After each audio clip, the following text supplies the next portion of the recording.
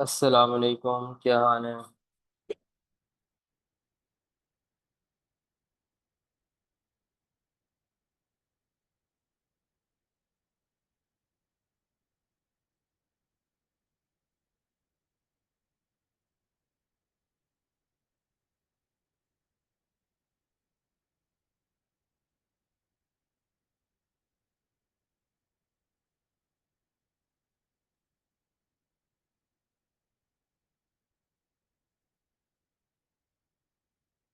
अच्छा भाई, आज हमने क्वेश्चन नंबर 2 स्टार्ट करना है।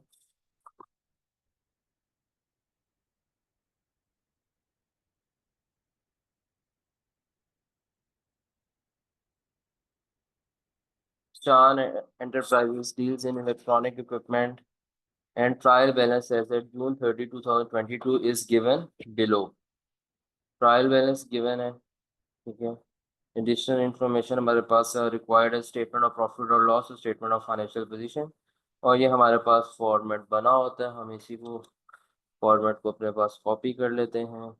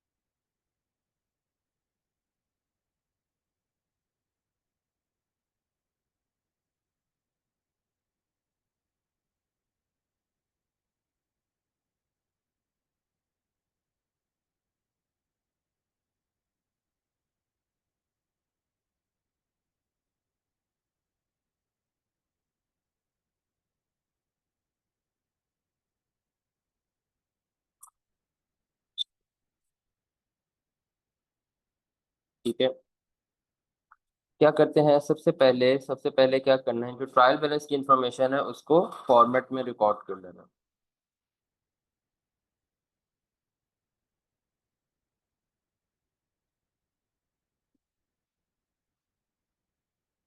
हाँ,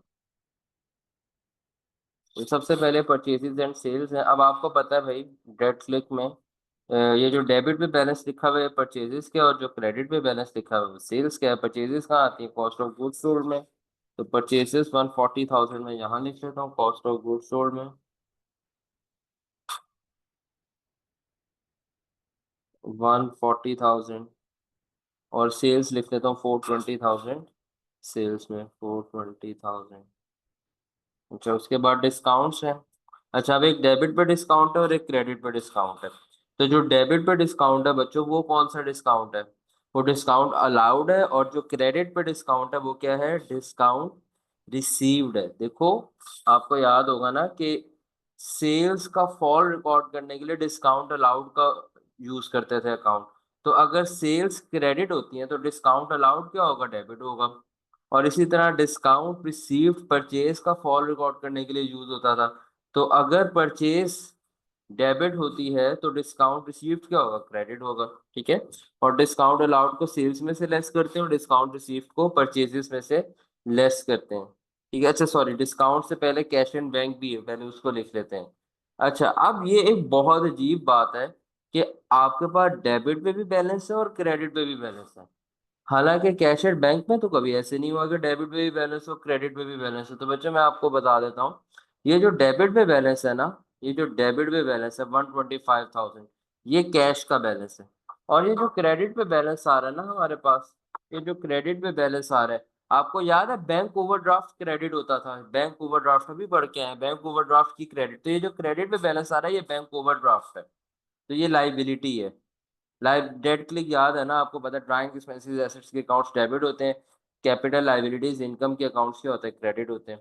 और अगर डेट वाले अकाउंट्स के कोई कॉन्ट्रा अकाउंट्स होंगे, जैसे परचेजेस का कॉन्ट्रा अकाउंट परचेज रिटर्न हो सकता है, या डिस्काउंट रिसीव्ड हो सकता है, तो वो कॉन्ट्रा अकाउंट्स जो डेट की टीम की होंगी उनकी नेचर क्रेडिट होगी, और जो क्लिक की टीम के कॉन्ट्रा अकाउंट्स होंगे उनकी नेचर क्या होगी, डेबिट होगी। तो ये बात आपको पता है। तो कैश 125,000 जो है ये हम यहाँ लिखेंगे कैश में। ये देखना इधर आ जाते हैं, कैश इन हैंड हम लिख लेते हैं 125,000। और ये जो है ना 35,000, ये हम लिखेंगे इधर करंट लाइबिलिटीज में। देखो आपको मिल भी गया बैंक ओवरड्राफ्ट, यहाँ लिख देंगे 35,000। अच्छा, अब डिस्काउंट्स पे आते हैं। जो डेबिट पे डिस्काउंट है 5,000, ये है डिस्काउंट अलाउड। तो 5,000 सेल्स में से लेस हो जाएगा, डिस्काउंट अलाउड सेल्स में से लेस करते हैं, सेल रिटर्न और डिस्काउंट अलाउड सेल्स में से लेस करते हैं। और ये जो क्रेडिट पे लिखा हुआ है 8,000, ये कहाँ से लेस होगा, ये लेस हो जाएगा परचेजेस में से 8,000। तो कॉस्ट ऑफ गुड्स सोल्ड में हम परचेजेस लिख रहे हैं, वहां से हम 8,000 लेस कर देंगे। फिर कमीशन आ जाती है बच्चों। अब कमीशन डेबिट पे भी है, क्रेडिट पे भी है। तो अब क्या होगा, कमीशन जो होती है ना, कमीशन कमीशन या तो एक्सपेंस होती है या इनकम होती है। कमीशन मतलब आपने किसी का काम कर दिया और आपको कमीशन मिल गई तो वो आपके लिए इनकम है। आपने किसी से काम कराने के लिए कमीशन दी तो आपके लिए एक्सपेंस है। तो एक्सपेंसेस की नेचर डेबिट होती है और इनकम की नेचर क्रेडिट होती है। तो जो कमीशन डेबिट पे लिखी हुई है वो एक्सपेंस है, और जो कमीशन क्रेडिट पे लिखी हुई है वो हमारी क्या है, इनकम है। तो ये डेबिट वाला 15,000 कमीशन इनकम मैं रिकॉर्ड कर लेता हूँ यहाँ पर। कहाँ गया भाई कमीशन, कमीशन।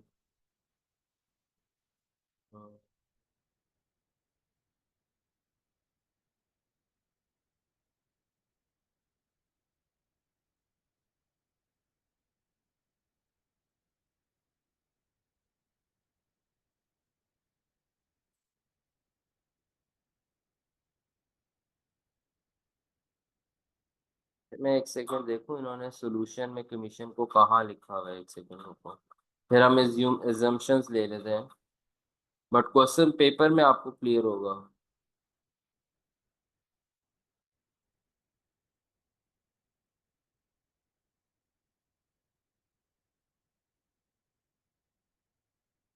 क्वेश्चन 2 है ना।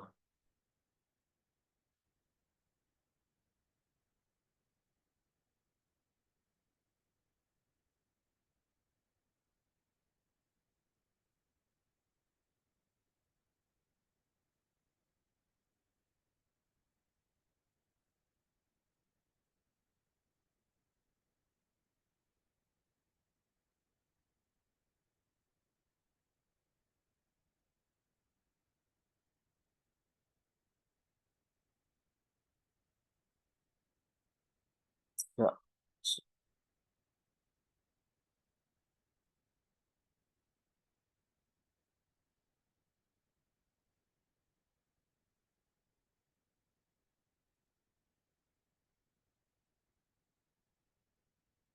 तीन थाउजेंड और 2,000।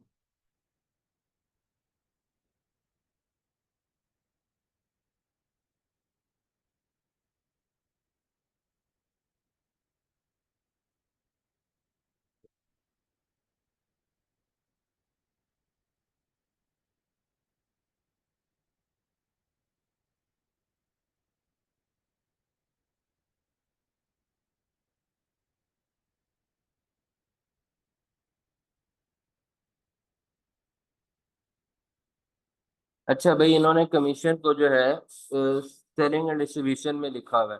तो अब यहाँ पर एजम्पशन हमें ये लेनी पड़ेगी। ठीक है, पेपर में इंशाल्लाह क्लियर होगा, पेपर में वो मेंशन आपको कर देगा। यहाँ पे भी करना चाहिए था, उसने नहीं किया हुआ कि उसको इसमें डाउट नहीं होना चाहिए। तो खैर अब मैं आपको यहाँ पे बता देता हूँ। यहाँ पर आप एक चीज़ ऐड कर लें ताकि क्लैरिटी आ जाए, एग्जाम में तो इंशाल्लाह होगी। कहाँ गया। तो यहाँ पर आप लिख लें कमीशन के साथ सेल्स कमीशन। ठीक है,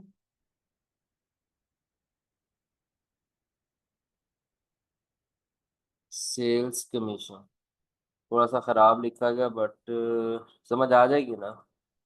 कमेंट करके टाइप कर लेते ज़्यादा बेहतर था।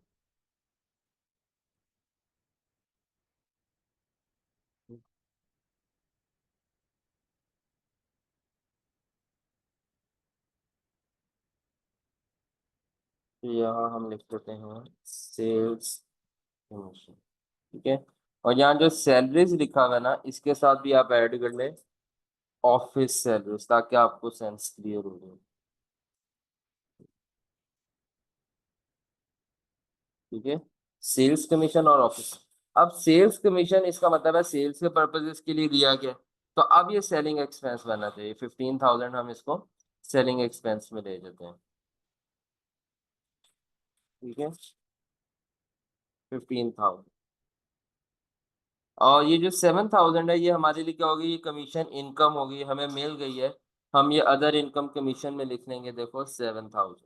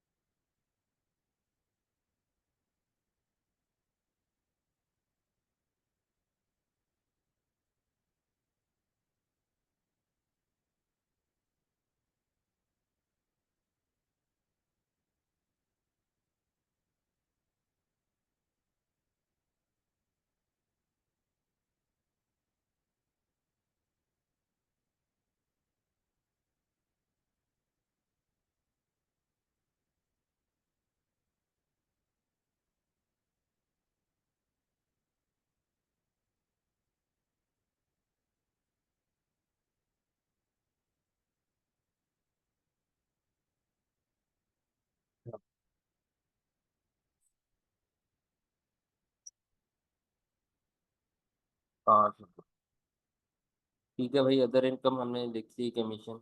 उसके बाद रिटर्न्स है। अब डेबिट वाला कौन सा रिटर्न है, कौन बताएगा? डेबिट वाला कौन सा रिटर्न है और क्रेडिट वाला कौन सा रिटर्न है? डेबिट भी होता है सेल रिटर्न का बैलेंस, क्रेडिट भी होता है परचेज रिटर्न का बैलेंस। तो ये जो 12,000 है, ये यहाँ से लेस होगा, सेल्स में से माइनस करेंगे 12,000। और ये जो हमारे पास 6,000 है, ये कहाँ से लेस करेंगे, ये कहाँ से लेस करेंगे? कॉस्ट ऑफ गुड्स सोल्ड में से, असल में परचेज में से लेस करेंगे 6,000। अच्छा, इंटरेस्ट डेबिट वाली इंटरेस्ट एक्सपेंस है, क्रेडिट वाली इंटरेस्ट इनकम है। जो इंटरेस्ट एक्सपेंस है 6000 वो कहाँ जाएगा, फाइनेंस चार्जेस में 6000। और ये जो है ना 5000, ये क्या है, ये इंटरेस्ट इनकम है। बट हमने पता है क्या लिखा, फाइनेंशियल चार्जेस हमने क्या कर देने, नेट कर देने यहाँ पर। नेट का मतलब है एक्सपेंसेस में से इनकम। देखो अगर 6000 का एक्सपेंस है और अगर 6000 आपका एक्सपेंस है, अगर आपका एक्सपेंस है 6000 और आपकी इंटरेस्ट इनकम है 5000, तो यानी कि 6000 अगर गया है तो 5000 आए भी, आया भी तो है ना। तो नेट एक्सपेंस कितना है, यानी कि अगर 6000 गया तो 5000 आया भी तो है, नेट एक्सपेंस कितना है, सिर्फ 1000 रुपए का। तो इस तरह हम क्या करेंगे, इसमें से 6000 में से असल में माइनस कर देंगे 5000, यानी कि एक्सपेंस तो 6000 था, बट उसमें से 5000 इनकम भी है, तो नेट एक्सपेंस हमें 1000 रुपए का पड़ा। यानी कि 6000 का सूद दिया इन्होंने, मैंने नहीं, इन्होंने। ठीक है, आप आपकी तरफ भी निस्बत नहीं करता। इन क्वेश्चन वालों ने 6000 का सूद दिया, बट 5000 का सूद आ भी गया इनके पास। तो इन्होंने नेट सूद कितना दिया, 1000 रुपए का। ठीक है, तो 6000 माइनस 5000। डेटर्स एंड क्रेडिटर्स, ये जो डेबिट पे बैलेंस है 608000, ये डेटर्स का है, और ये जो क्रेडिट पे है वो क्रेडिटर्स का है। 608000 डेटर्स का बैलेंस, रिसीवेबल्स का बैलेंस लिख देते हैं 608000 इधर एसेट्स में जाके, और क्रेडिट पे जाके 389000 ये हम लिख देंगे। कहाँ पे, इधर creditors and other payables 389000, yes 389000।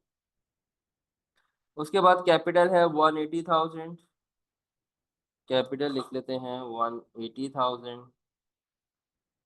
Drawings हैं 13000, ड्राइंग्स 13000। उसके बाद हमारे पास हैं fixtures and fitting 62000, fixtures and fittings.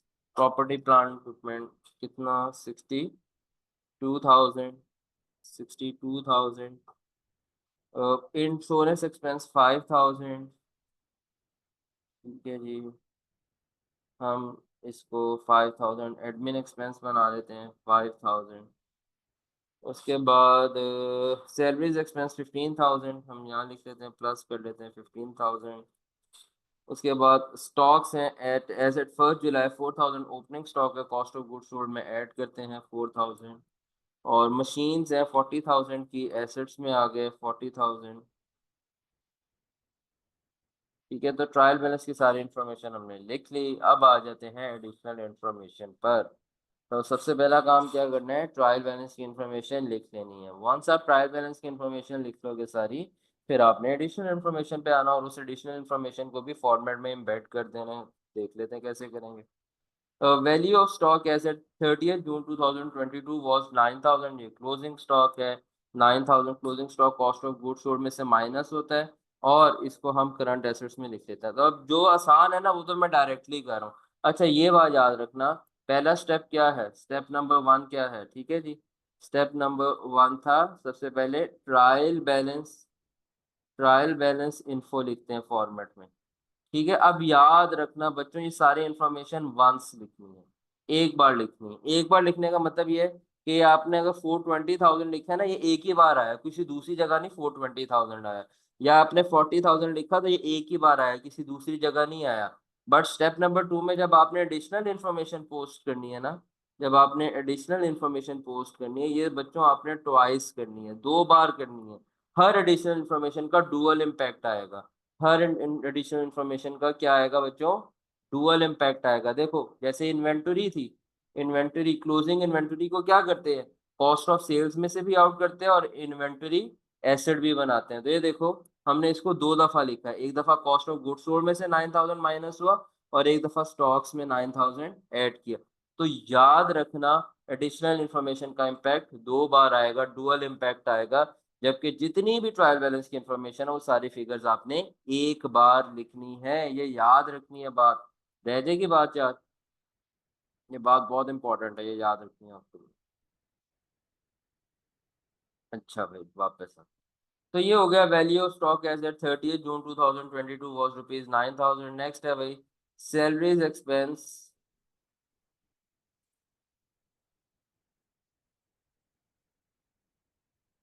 Salaries expense represent salaries paid from July 2021 to April 2022। कहते हैं जो सैलरीज आपने पे की है ना 15,000 की, असल में ये जो सैलरीज हैं ये हैं जुलाई 21 से लेकर अप्रैल 22 तक की। Salary for the month of May and June are still outstanding. अच्छा,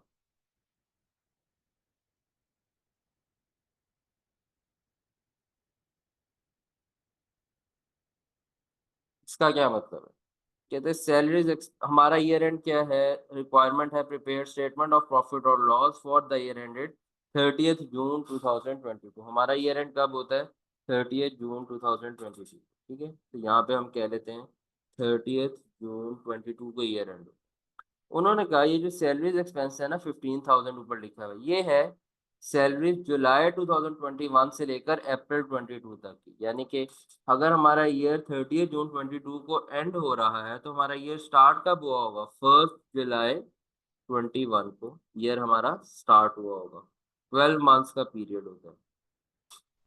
तो वो कह रहे हैं कि ये जो 1 जुलाई है 21 से, 1 जुलाई 21 से अप्रैल 22 तक की सैलरीज पे हो गई हैं। और वो कितनी पे की है? 15,000। यानी कि यहाँ पर एक और डेट आ गई, हम कह लेते हैं 30th अप्रैल 22। ये जो अरसा है, कितना अरसा बनता है जुलाई से अप्रैल तक? 10 मंथ्स बनते हैं। ये जो 10 मंथ्स है ना, इसकी हमने 15,000 सैलरी पे कर दी है, सैलरीज पे। ठीक है जी, यही कह रहे हैं ना, सैलरीज का जो एक्सपेंस है ना 15,000 का, ये जो सैलरीज एक्सपेंस 15,000 है, ये वो सैलरीज है जो आपने जुलाई से अप्रैल तक पे कर दी है। जुलाई को ईयर स्टार्ट हुआ, उधर से लेकर 30th अप्रैल तक की आपने 10 महीनों की सैलरीज पे कर दी है 15,000। अब क्या हुआ बच्चों, ये जो 2 महीने हैं मई और जून, ये जो 2 महीने रह गए हैं यहाँ पर मई और जून, इनकी सैलरीज क्या है? अनपेड है, अनपेड सैलरीज है। ठीक है, ये बता रहे हैं ना salaries for the month of May and June are still outstanding. Outstanding का मतलब अनपेड, अभी तक ये अनपेड है। तो अब अनपेड सैलरीज कितनी होंगी? आपको क्या करना है, अनपेड सैलरीज निकालने के लिए कितने महीने की सैलरीज अनपेड है? 2 मंथ्स की। अच्छा, तो salary per month, salary per month multiply by unpaid months. अच्छा, अब सैलरी पर मंथ कैसे आएगी? सैलरी पर मंथ आएगी 15,000 डिवाइडेड बाय 10। क्योंकि 15,000 की सैलरीज 10 महीने की पे की हैं, तो 10 महीने की सैलरीज पे की हैं 15,000, तो पर मंथ सैलरी कितनी होगी? 15,000 divided by 10, salary per month आ गई। हमें चाहिए 2 महीने की सैलरी, मल्टीप्लाई में कर देंगे 2, तो क्या आंसर आ गया? 3,000। अब ये जो 3,000 आ गया, इसकी क्या एंट्री होती है? ये एक्रूड एक्सपेंस है। हम कहेंगे सैलरीज एक्सपेंस डेबिट 3,000 से, और एक्रूड, इसको हम देखते हैं यहाँ पे इन्होंने क्या हेड बनाया है, अदर पेएबल। हम इसको अदर पेएबल में क्लब कर देंगे। पेएबल ही है ना, एक्रूड एक्सपेंस मैंने आपको बताया था ना, एक्रूड एक्सपेंस को हम अदर पेएबल भी कह सकते हैं। वो क्रेडिट हो जाएगा 3,000 से। अब इसको हम एम्बेड कर लेते हैं इस एंट्री को। सैलरीज एक्सपेंस, सैलरीज हमने एडमिन एंड जनरल एक्सपेंसेस में लिखी हैं, इसमें हम प्लस कर देते हैं 3,000। और यहाँ से हम एक्रूड एक्सपेंस में, ये देखो लाइबिलिटीज में, करंट लाइबिलिटीज में जो अदर पेबल्स लिखा है, इसमें हम प्लस कर देंगे 3,000। एक्सपेंस भी, लाइबिलिटी भी ऐड कर दी और एक्सपेंस भी ऐड कर दी। देखो 2 बार एंट्री की हमने, 2 बार हमने इसको एंटर किया। अच्छा, फिर 1/4 of the insurance expense was paid for the next year. Insurance expense कितना है? ये जो हमने इंश्योरेंस एक्सपेंस पे किया 5,000, इसका 1/4 तो नेक्स्ट ईयर का है। तो जो नेक्स्ट ईयर का एक्सपेंस होता है उसको, वो प्रीपेड एक्सपेंस होता है। प्रीपेड एक्सपेंस की क्या एंट्री होती थी? एक्सपेंस में से निकालते थे और प्रीपेड एक्सपेंस एसेट क्लासीफाई करते थे। तो हमें ऐसे ही करना पड़ेगा। अब हम आ जाते हैं इधर, कि हम कह लेते हैं प्रीपेड इंश्योरेंस कितनी है। उन्होंने कहा 1/4 है, तो इंश्योरेंस वैसे कितनी थी? इंश्योरेंस वैसे कितनी थी? 5,000 की। तो 5,000 का 1/4 कैसे आएगा? 5,000 मल्टीप्लाई बाय 1/4 क्या आता है, 4 इसे कर लो इसके 1250। अब 1250 की प्रीपेड इंश्योरेंस है। प्रीपेड इंश्योरेंस की एंट्री क्या होती है मैं कर देता हूँ, आपको पता है। एक्सपेंस में से आउट करते हैं 1250 और इसको क्या बना देते हैं, प्रीपेड, प्रीपेड एक्सपेंस एसेट बना लेते हैं, उसको रिकॉर्ड करते हैं। एक्सपेंस में से हम 1250 आउट कर दिए मैंने, क्योंकि ये मैंने एडमिन एंड जनरल एक्सपेंस में लिखी हुई थी इंश्योरेंस, तो इसलिए मैंने 1250 एडमिन एंड जनरल एक्सपेंसेस में से आउट कर दी, माइनस कर दी।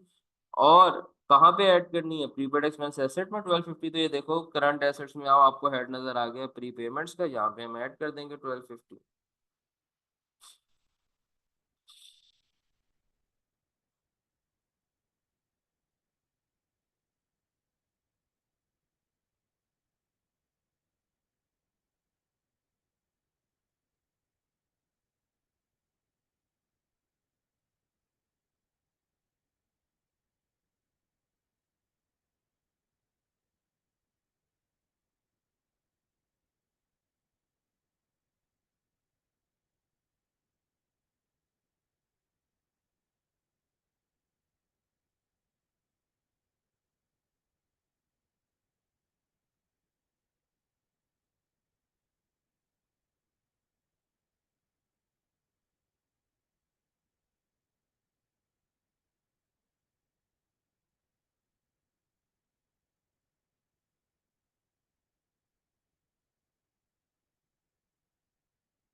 अच्छा, उसके बाद क्या है, commission income was accrued for rupees 1000। Commission income accrued है कितनी, 1000 से। तो कमीशन इनकम कितनी है हमने, एक्रूड, एक्रूड इनकम की क्या एंट्री होती है, अब आपको एक्रूड इनकम की एंट्री आनी चाहिए। एक्रूड इनकम की, एक्रूड कमीशन इनकम। अब एक्रूड इनकम को क्या करते थे, एक्रूड इनकम को इनकम नहीं क्लासिफाई करते थे, उसको इनकम से आउट करते थे। Sorry accrued income, sorry accrued income तो इनकम में ऐड करते हैं, तो प्रीपेड इनकम को आउट करते हैं। तो कमीशन इनकम वाज एक्रूड 1000, तो कमीशन इनकम रिकॉर्ड हो जाएगी 1000 से, जो एक्रूड इनकम है। और ये एक तरह का रिसीवेबल होता है, हमने पढ़ा था ना कि एक्रूड इनकम एसेट होता है और ये हमारा अदर रिसीवेबल बन सकता है, उसको हम रिकॉर्ड कर देंगे। ठीक है जी। अच्छा, फातिमा समझ आ रही है आपको, मुश्किल तो नहीं लग रही चीजें। Accrued income asset, accrued income asset, अब देखो ना ढूंढते हैं कहाँ होता है एक्रूड इनकम एसेट रिकॉर्ड करना है। तो एसेट्स में आता है, करंट एसेट्स में देखते हैं कौन सा हेड में होगा। अदर रिसीवेबल्स उन्होंने बनाया हुआ है, क्रूड इनकम का दूसरा नाम अदर रिसीवेबल्स भी होता है, तो ये अदर रिसीवेबल्स में इसको हम क्लब कर देंगे 1000 से, प्लस कर देंगे इसमें 1000। और जो कमीशन इनकम है उसमें प्लस करना है 1000, तो इनकम तो एसएससीआई में आती है, ये अदर इनकम कमीशन है उसमें प्लस कर देंगे 1000।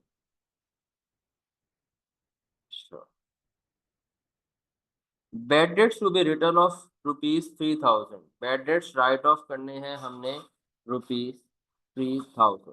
ठीक है।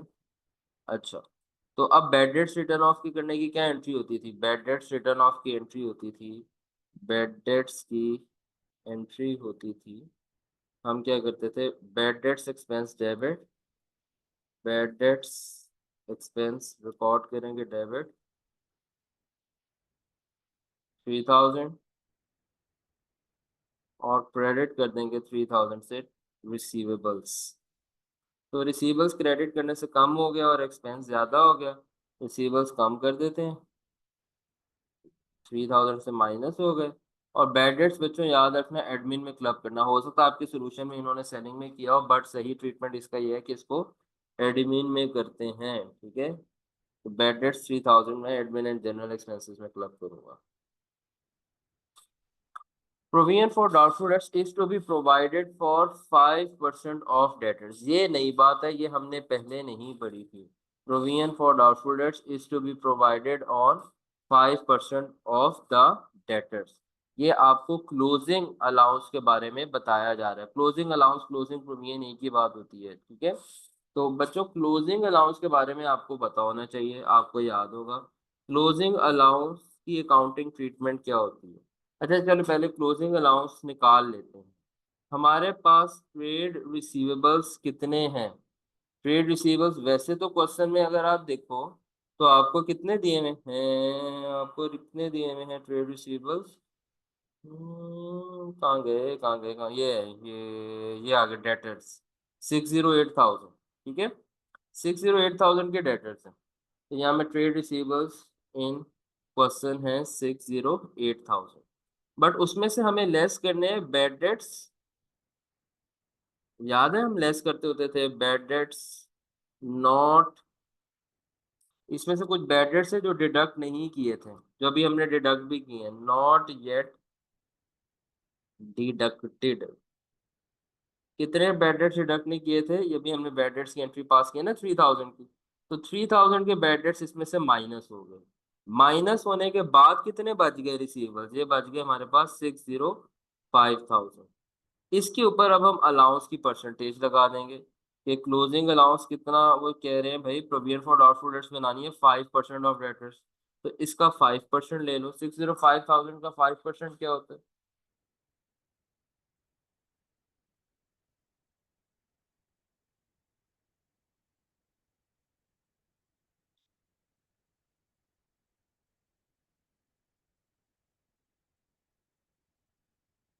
3250, 30250।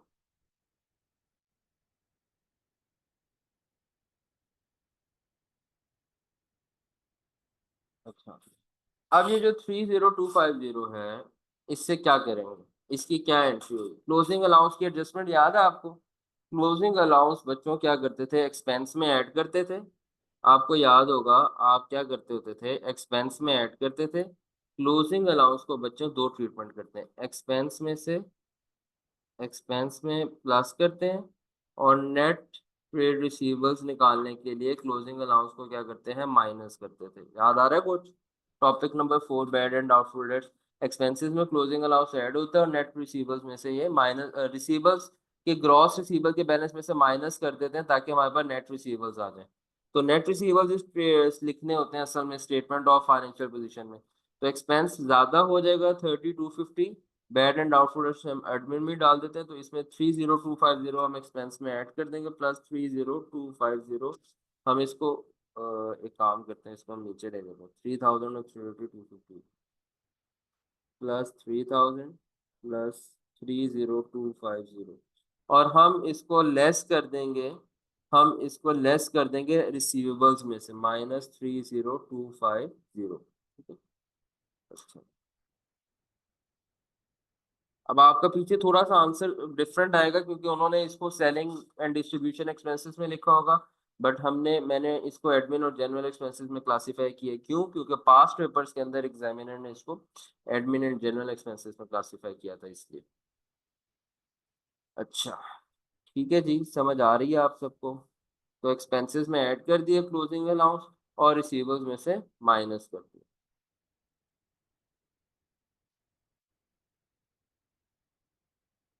फिर इसके बाद आ जाता है depreciation is to be charge at furniture and fixtures 10%, reducing minus method machines 20%, reducing minus method. तो ये बड़ा आसान है भाई, ये इधर नेटबुक वैल्यू ही गिवन है आपको, आपको नेटबुक वैल्यू ही गिवन होती है। तो डेप्रिसिएशन ऑन, हम निकाल लेते हैं furniture and fixtures.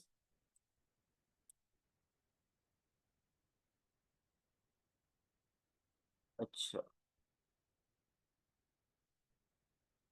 Depreciation on furniture आएगी 10%, रिड्यूसिंग माइनस मेथड। तो हम कहेंगे कि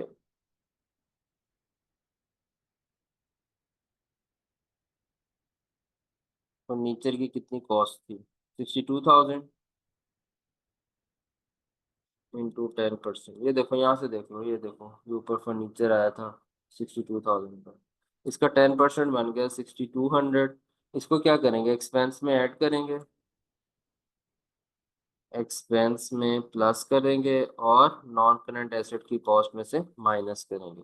तो 6200 यहाँ पे माइनस होगा, और एक्सपेंसेस में हम इसको एडमिन में ही ऐड कर देते हैं यहाँ, प्लस 6200। अच्छा, अब आ जाते हैं डेप्रिसिएशन ऑन मशीन्स। ठीक है जी, मशीन्स बच्चों, मशीन्स की डेप्रिसिएशन जब भी आएगी ना, इसको आपने कॉस्ट ऑफ सेल एक्सपेंस बनाना है। मशीन्स पे फिर कितनी आती है डेप्रिसिएशन, 40,000।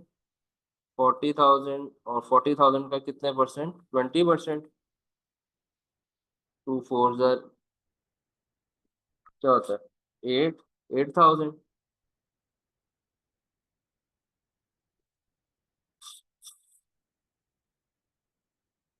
तो कॉस्ट ऑफ सेल्स एक्सपेंस में 8,000 ऐड कर दें, और प्रॉपर्टी प्लांट इक्विपमेंट में से माइनस कर दें 8,000। अब मशीन है ना, देखो मशीन यूनिट्स बनाने के लिए काम आ रही होगी, इसलिए इसको कॉस्ट ऑफ सेल्स में क्लासिफाई करेंगे।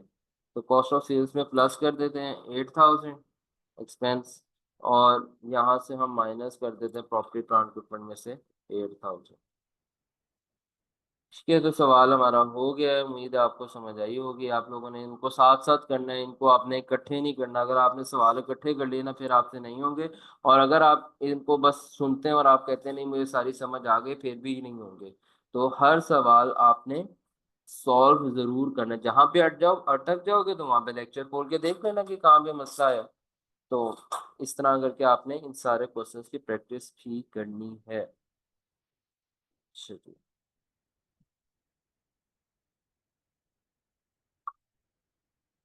अभी टोटल कर लेते हैं।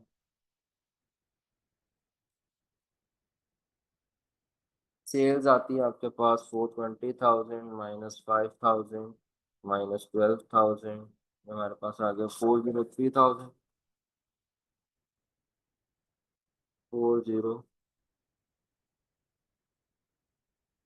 403, ब्लैक लेते हैं, 403,000।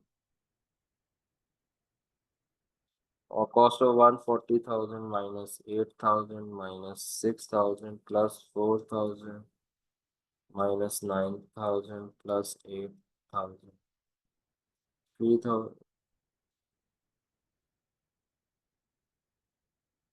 140,000 minus 8,000 minus 6,000 plus 4,000 minus 9,000 plus 8,000, 129,000, 129,000 minus 403,000 equals to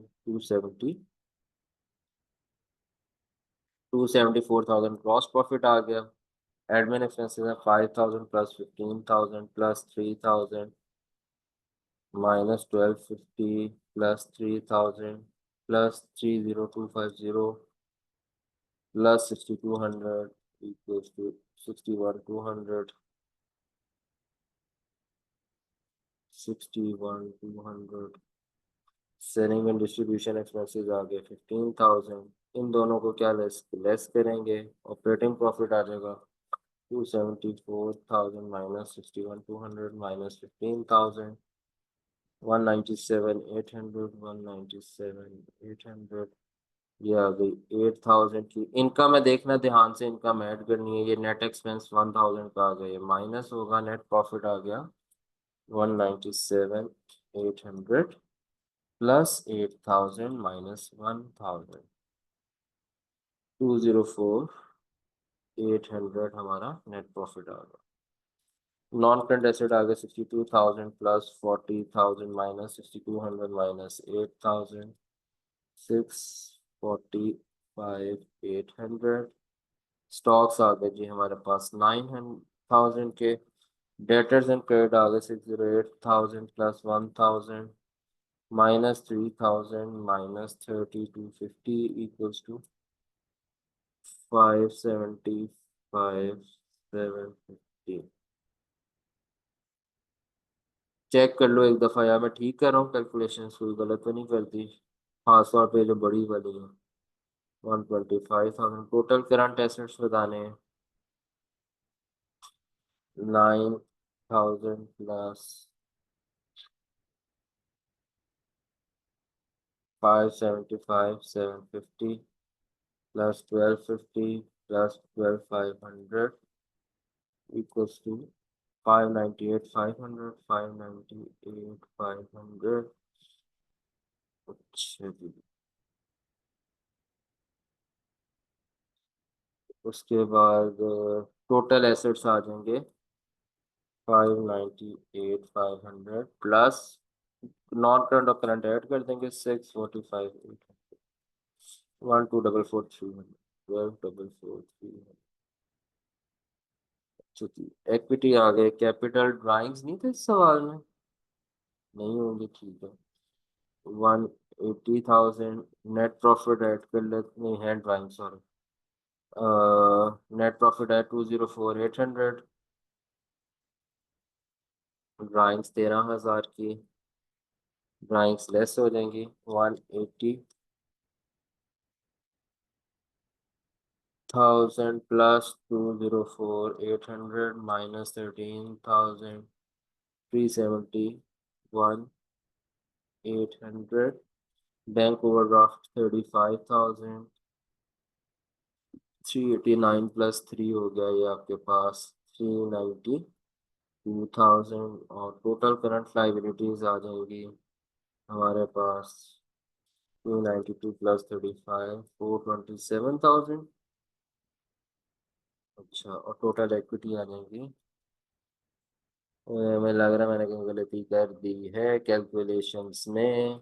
371 800 plus 427,798 हाँ भाई गलती कर दी मैंने तो।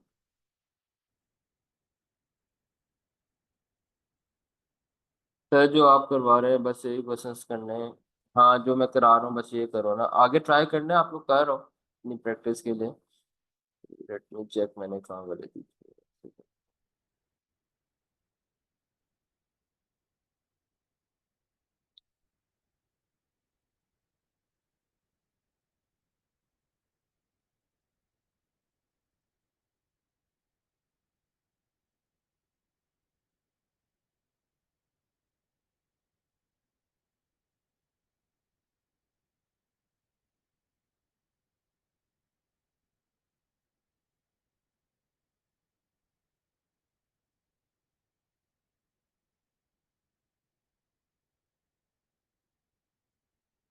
अच्छा जी 204 800 ये तो ठीक निकाला है।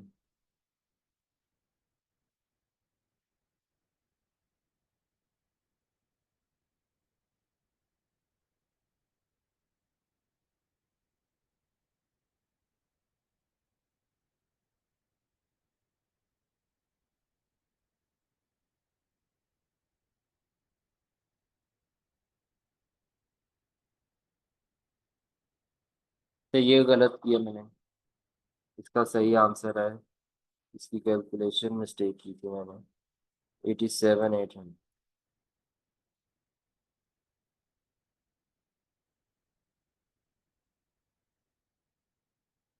371 800 प्लस 427,798।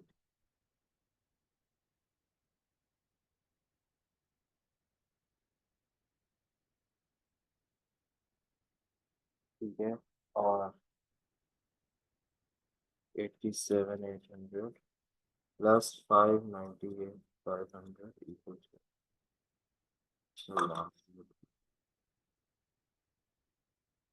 9,000 1250। ठीक है। 575 से 5,000। अच्छा भाई ये भी मैंने गलत निकाला टोटल करंट एसेट्स। ये बनना है 711।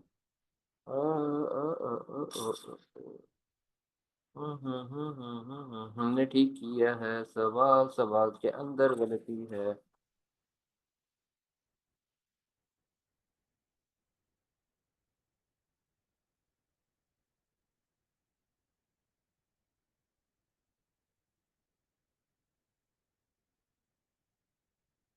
9,000 plus 575, 750 plus 1250 plus 125,000। हाँ ठीक है, ये 711,000 है। 711,000। अब आ जाएगा आंसर सही। 87,800 प्लस 711,000। 7,988 798,800। तो हो सकता है भाई आपका भी इक्वल ना आए शुरू में, ठीक है। तो क्या करना है, एक दफा कैलकुलेशन को चेक करना है, चीजों को चेक करना है, फिर आपको समझ आ जाएगी कि क्यों नहीं इक्वल आ रहा, ठीक है। अच्छा खैर, तो ये सवाल क्लियर है। बाकी इंशाल्लाह नेक्स्ट क्लास में करेंगे। अगर आप कल घर से ट्राई करना चाहते हैं तो आप कर सकते हैं, question number 3, question number 4। But मैं क्लास में भी इंशाल्लाह कराऊंगा, फिर मैं आपको 2 3 4 सवाल कराने के बाद फिर आपको होमवर्क देना स्टार्ट कर दूंगा। फिर ख्याल रखें अपना। अल्लाह हाफिज।